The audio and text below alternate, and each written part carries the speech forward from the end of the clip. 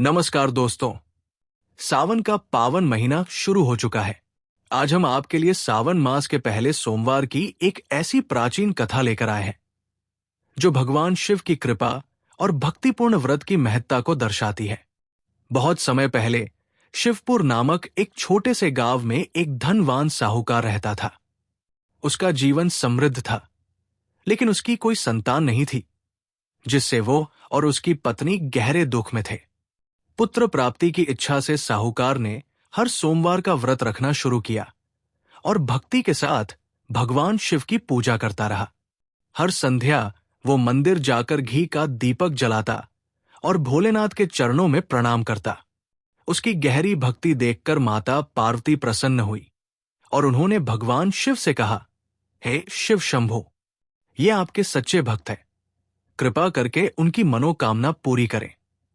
पर भगवान शिव ने कहा, पार्वती, उनके पूर्व जन्म के कर्मों के कारण उनकी संतान सुख की अवधि सीमित है। लेकिन माता पार्वती ने हार नहीं मानी।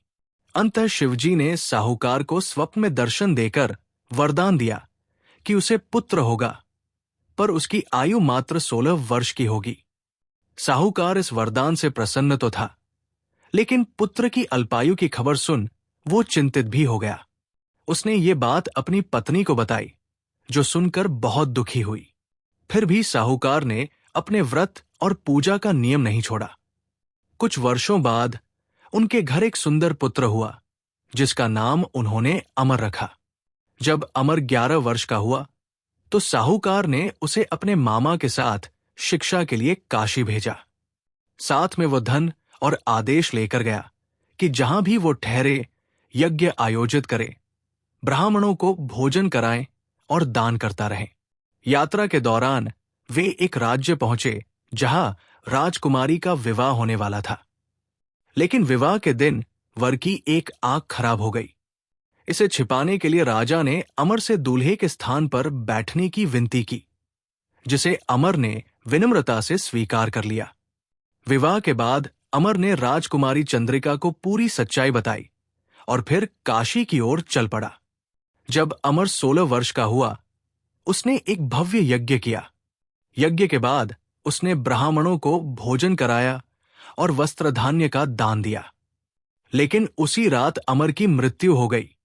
उसका मामा अत्यंत दुखी होकर विलाप करने लगा। उनके विलाप की आवाज सुनकर भगवान शिव और माता पार्वती वहां प्रकट हुए। माता पार्वती ने शिवजी से विनती की, हे भोलेनाथ, इस परिवार के दुख को दूर करें। शिवजी ने कहा, यह बालक वह है जिसे मैंने 16 वर्ष तक जीवित रहने का वरदान दिया था। फिर माता पार्वती ने कहा, इसके पिता 16 वर्षों से श्रद्धा से व्रत करते आए हैं, कृपा करके उनके दुखों को दूर करें। माता पार्वती की प्रार्थना से प्रसन्न होकर भोलेनाथ ने अमर को जीवनदान दे दिया।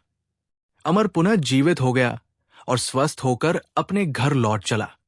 रास्ते में वो पुनः राजकुमारी चंद्रिका के पास गया। राजा और राजकुमारी ने उसे पहचान लिया और विधि पूर्वक उसकी विदाई कराई। घर पहुंचकर साहूकार और उसकी पत्नी के मन में अविश्वास था कि उनका पुत्र जीवित है। लेकिन जब उन्होंने अमर को राजकुमारी के साथ देखा तो उनकी खुशी का ठिकाना न रहा। उसी रात भगवान शिव ने साहूकार को स्वप्न में दर्शन देकर कहा, हे भक्त, तुम्हारे सोमवार के व्रत से मैं प्रसन्न हूं और तुम्हारे पुत्र को लंबी आयु दी है। जैसा दुख तुमने झेला वैसा किसी और को न मिले, और जैसे मैंने तुम्हारे पुत्र को जीवन दिया, वैसे ही इस कथा को कहने, सुनने और उसका गुणगान करने वालों पर मेरी और माता पार्वती की कृपा सदैव बनी रहे। जय भोलेनाथ। जय माता पार्वती।